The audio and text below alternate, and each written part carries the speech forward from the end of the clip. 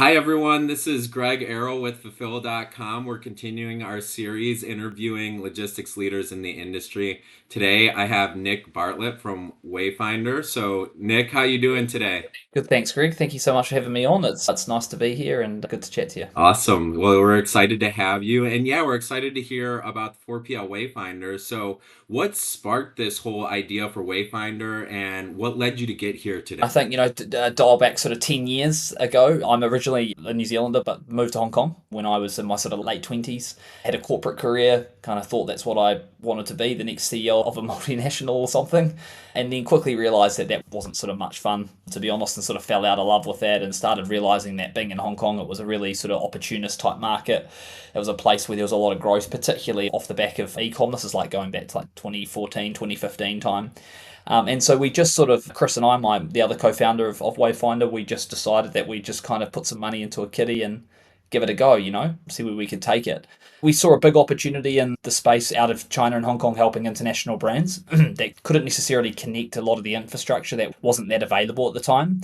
So we felt like our initial hypothesis for the business was how could we support brands by being the international kind of representative, but really being able to connect them with what is on the ground here in Hong Kong and China, whether it be warehouses, whether it be, last mile delivery, the carriers, etc.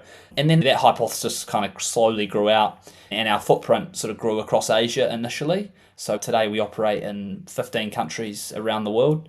We have around 70 different global suppliers and partners that we work with that deliver work for us and on our behalf, and over 100 brands that we're supporting globally. So it's really been a big, long journey to get there. But, we've tried and tested a lot of the sort of the good and the bad of the 4PL model.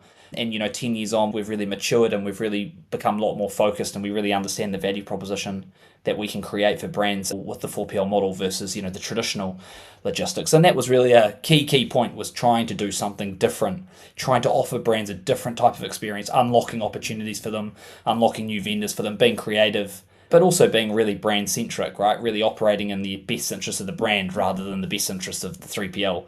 Not just selling four walls and a racking system and a technology, but selling a solution, selling a genuine kind of how can we solve these needs of this brand's promise to its customers.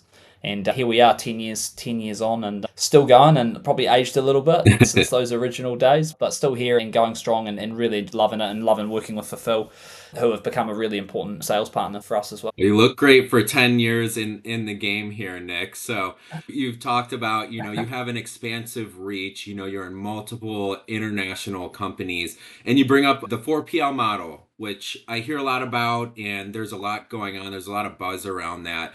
Can you tell us the main differences between the 4PL model and the 3PL model, which we hear about a lot as well? Yeah, look, I think in really basic layman terms, and the way that I sort of describe it is tell people that the 3PL is the operator. They are the asset owner, the operator, the truck driver, the plane, the train, the warehouse, whatever it might be. That they are the guys actually delivering the physical work. As a 4PL, we sit above the supply pool, so we sit above the warehouses, the carriers, the customs clearance, the freight forwarders.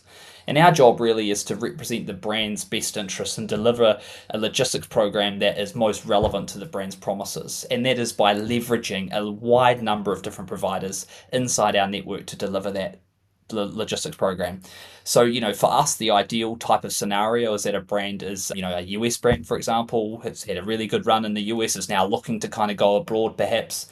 Using our model at that point becomes a lot more sensible because you get immediate access to a much wider range of base of options and expertise in different places than you would if you just figured it out yourself and knocked on every 3PL door in Thailand and Philippines and UK and Europe and Canada and the Middle East. Like for us, it's really around sort of that consultative, collaborative difference. I guess the big sort of misunderstanding a lot of the time around 4PL is that, we just like a broker of sorts, that you just kind of say, oh, okay, yeah, I've got a guy that's got a guy. Logistics is like that, right? Like there's a lot of people sleeping with each other company wise. And that means that a lot of stuff gets convoluted and a lot of stuff there's a lack of accountability.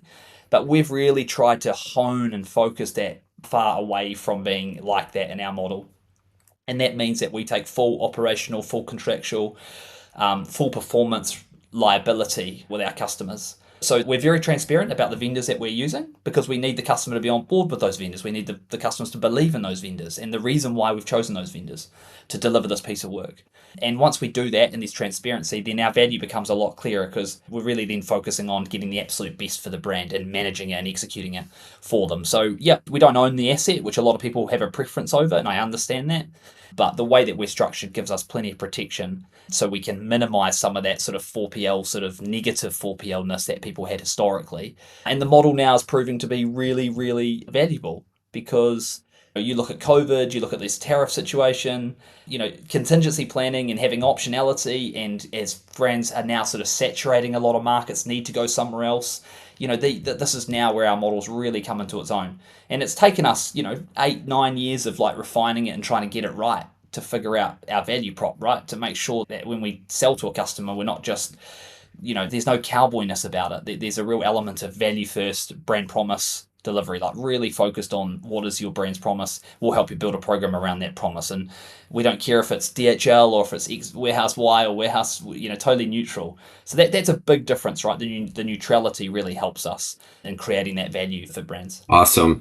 Yeah, and that creates a lot of value just having so many options and a deep network to dig into and really understand the needs and be able to place them in the right place. But, as you're a brand and you're looking at expansion, it can become very overwhelming. So, what would you say are the top like 2 to 3 critical or often overlooked factors that brands should prioritize when they're evaluating potential logistics partners? The biggest thing that I see, the most common sort of like, I mean, there's the obvious stuff, right? Like people come and say, oh, we don't get good service or our pricing shit. What I call the sort of surface level, the the kind of the everyday challenges, the grind challenges. Hmm.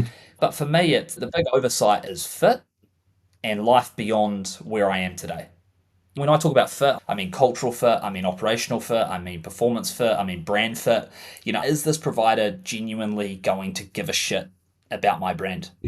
I think that is really undercooked because we're so focused on price and can you do it? Can you do it? Can you do it? And of course, fuck sales guys say, yeah, yeah, yeah, yeah, yeah, can do it. That's their job. So I think, fit is a big one. And the other one is like, what does life look beyond where I am today? Is this particular provider good for me beyond where I am today? Because, too often we're focused just on kind of putting the band-aid on and we're not focused on looking at like, okay, if I go like 50% from where I am, or even if I go 10% from where I am, or if I go 1,000% from where I am, is this the right fit for me? So for me, they would be like the two sort of undercooked things I think that a lot of brands don't prioritize. And with our model, we're able to like provide that neutrality with that because it's like, okay, well, hey, here are some options for the UK, for Europe, for the Middle East, for Asia, or even for the US. And then at least then there's an element of like, this is why this is good, this is why this one could be a better fit. Yeah, and you can really kind of like go through it more with the brand's best interests rather than our own, rather than as the 3PL whose job is to sell what they've got, right? They've got the truck, they've got the van, they've got the warehouse, they've got the carrier contract. Like that's their focus. And that's totally fine. It's just a different way of looking at it. And that's why I think the 4PL model has got more of a home now than it did historically because of those factors that brands now need to factor in a bit more. Agreed. And yeah, we sort of hear, expansion in international e-commerce just grows year after year after year. And as the Yeah. e-commerce industry changes and grows, how can logistics partners like Wayfindr act as like a growth catalyst for a brand? Because the logistics industry can sometimes get a bad rap. You're just storing things, you're just putting labels on things, you're just shipping my inventory. Yeah. But how can a good logistics partner actually be a growth catalyst for some of these brands? So it's such a good question because it's so commoditized, right? Hmm. Like what the way that brands treat logistics companies is it's like buying petrol. Everyone can kind of do the same thing. Your car still works. Maybe sometimes you're unhappy with it when it breaks down or something, and you might blame a particular petrol station or something, or an oil company or something. But it does still go back down to the ability for the brand to have belief in the fit and making sure that if that fit is right, then that's a big catalyst for supporting growth. Because then two things happen. You've got the brand that gives a shit, and you've got the 3PL or the 4PL that cares. The other one is making sure that as a provider that you're very focused around value beyond the core. Like I think so much of what you've just mentioned around the commoditized side is that that's all people focus on. But it's like, what are the other things that this 3PL, 4PL can do for you that they should be focusing on? And really, that's the art of the maybe that's the art of the sale a little bit from the provider perspective is looking at that value proposition rather than just selling what's inside the box, you know. And I think as long as a brand feels like and can see that there is intrinsic value beyond the core, then I think that's a really good lever that a 3PL, 4PL can pull. Because then you become more sticky and then you become more valuable to the brand, right? Whether, like small things, I'll give you an example, right? Like as a 4PL, we have people all over the world, right? And our customers are all over the world too. And a lot of our customers produce stuff in the East. They produce stuff in China or Taiwan or Vietnam, somewhere like that, right? Like a lot of brands, right? But they have no people on the ground. But we have a whole team on the ground. So, one of the things I always say to my team, I'm like, if the brand needs help with something locally that's not within our scope, let's make sure we make an offer to support that, right? Whether it be doing some QA or going to do see a factory, or whether it's doing some sort of on ground customer support, maybe an event sort of thing, like anything that will show and demonstrate to the brand that our focus on value is there for them beyond just, hey, here's your invoice for pick and pack, here's your invoice for shipping. Mhm. So I think as long as you can kind of behave and demonstrate, but you really need to focus around identifying what that value is for the brand. What does the brand care about enough to turn that into some actionable value for them? And for me, we have a rule in the business that if we're not creating value for the customer's not the right fit for us. Mhm.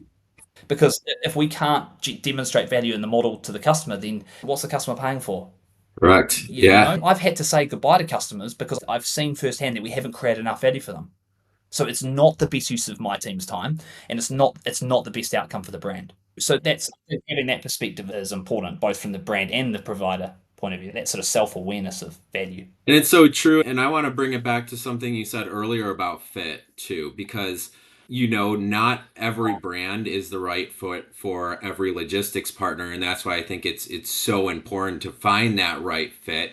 Because you're right. Sometimes, it's just not a good fit. There's not enough value there. Oh, And then you just know like this is not going to be successful. And at the end of the day, if you know that or if you don't feel that right off the bat, that's usually a red flag.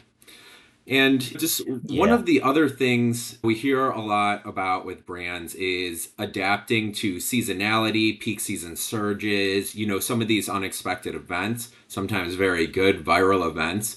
How is Wayfindr helping their clients sort of adapt to these unexpected changes in business? Two quite different things, right? I think like the real traditional peak stuff, Black Fridays and the sort of the summer special seasons or whatever you guys call them, the full seasons or whatever. Those ones are just about good communication, good planning, and being smart, right? Like those ones are ahead of you, so you can see them, you can feel them, you can touch them, you can communicate about them. For the matters of, and I guess like one of the major advantages that our model has is that we are operating across a number of vendors, right? So our ability to switch and be adaptable is very high. I can give you a number of examples where we've switched carriers, we've switched warehouses, we've switched forwarders, we've switched out of air freight space from provider to provider during really tough times, like during COVID out of China. Yeah. As you guys might remember, it was a bit of a nightmare, right? We were still getting loads out, we were still being able to do stuff because we just had a bit more adaptability rather than a lot of the other guys that had all their kind of eggs in one basket. So I think for peak, it's all about just being planning, strong communication, but also really good brand alignment because quite often brands will say, "Here's my forecast." It's like, okay, but that's where it stops. So, well, no, hold on. That's just a forecast. So cool. Let's actually dive into that and understand what is the brand actually doing, what activations have they got, what promos have they got, what new products have they got, rather than just taking a forecast and going to ops. Oh, here you go, ops. Off you go. Because then two things happen. Either it comes in well over, and then you still underdeliver, or it comes right under, and operations are like, "Oh man, come on, we put all this extra resource in, and there's no order volume." So I think that part of like that goes back to that fit thing, goes back to how collaborative you are with the operations with the provider as well. But that one's easy. But for the less planned things, like this is where you need contingency, Right. and I think everyone can agree that contingency now is key, right? Way more so than maybe we agreed 5 years ago. If you asked a small ecom brand doing $5 million a year what their contingency plans were, they probably would have been like, "Well, what do you mean? I don't need a contingency plan. I've got one warehouse. But now it's like, oh shit, it doesn't matter how big you are, 1 million, 5 million, or 500 million. Mhm. You need to demonstrate that you have options beyond your current capacity. And we've got a couple of brands that like we don't do all the work for, we just do bits for. And I would love to do all their work because I think we could do a lot more, create a lot more value. But they're like, no, we're very clear about having, 5 or 6 different options because we don't want that. And I'm like, I get it, smart from you. And their business is very susceptible to supply chain challenges Mhm. and big sort of global events like we've seen with the tariffs and stuff. So I think as long as the brand has contingency, I think that's important. But as a supplier, I think you have to be willing to allow your customer to support your customer when those things happen.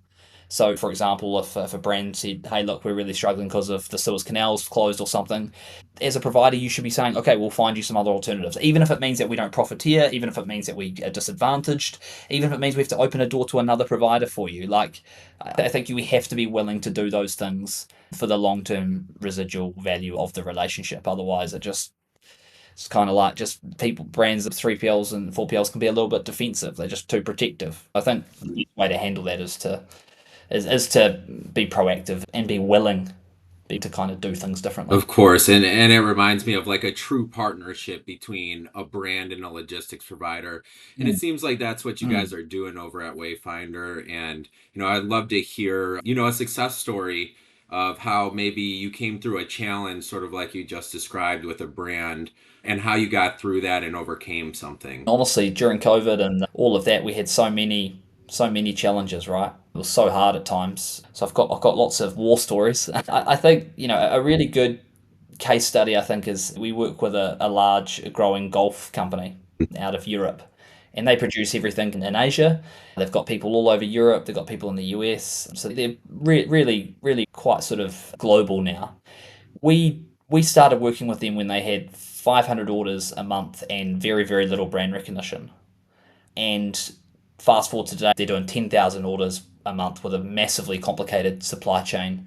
And we've been able to support that growth by deploying lots of different locations around the world, by working with them in a really collaborative context. But there was a point there where they had the choice to go, you know what, like we either go alone and we just manage all of this stuff ourselves internally and outsource to different partners, right?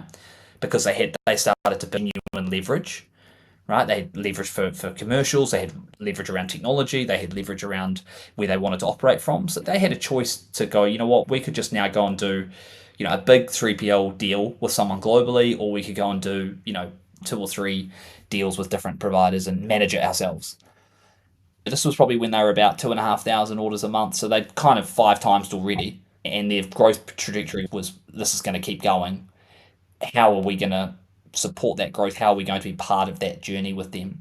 Really, it was a matter of mapping it out for them right up until the point of being at, I think we mapped it to like 30,000 orders a month. How we want to Wow, do it. wow. Okay, you're 2.5 now, but let's map it to like 30,000, and then if you're still unsure about what's in your best interest, then you can make a decision to go and market the and tender the business and do whatever you want to do. But then it's all on you guys to do it. We're not gonna contribute to that, because that's your internal call. And fast forward to today, we're now operating with them in 4 markets. We've got 4 DCs, we've got 15 carriers being used, we've got 3 freight lanes being run on a weekly basis. We've got a whole bunch of custom orders that get done on a weekly basis of a whole custom workflow.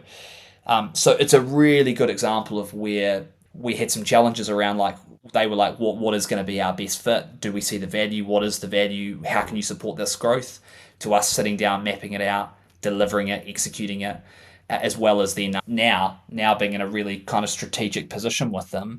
But they need us and we need them. So that's like the ideal scenario, right? Mhm. And eventually it might get to a point where they decide that they want to take their business when it's doing 50,000 orders a month to a big global DHL supply chain or someone like that. And if that's the case, then okay. But as long as the value was clear that we created for them and we can overcome those challenges together. And we have so many, like, there's so many orders going out, so much stuff happening, right? That you have a lot of day to day challenges, right? But the relationship and the way that it navigates within the structure that we've created for them internally and their structure, we probably save them. I reckon we probably save them 3 quarters of $1 million a year Wow, in direct and indirect cost. wow. That's a big Yeah, number. they have one guy. The rest is with our team. So it really sort of shows like, the sort of the perception versus some of the challenge versus what can actually be delivered can be quite material. But I think just the 4PL model really allowed us to remain really neutral for them, and we then are able to keep ourselves with a high degree of optionality around how we service them. And that is a real ticker if you're operating in, multiple markets. That's a real advantage. Well, that's a great story, Nick. And yeah, just going off of your customer base and what you look for in customers, you've talked about fit and creating value for your customers. What would you say the ideal customer for Wayfindr is, and what specific types of businesses do you excel at handling? Yeah, so I think on the category side, like we're really, really open to that because with the supply pool is so variant that we don't have any like particular categories that we say no. Obviously, we don't run too much in like perishability or food or alcohol or anything like that. So that's probably one that's out.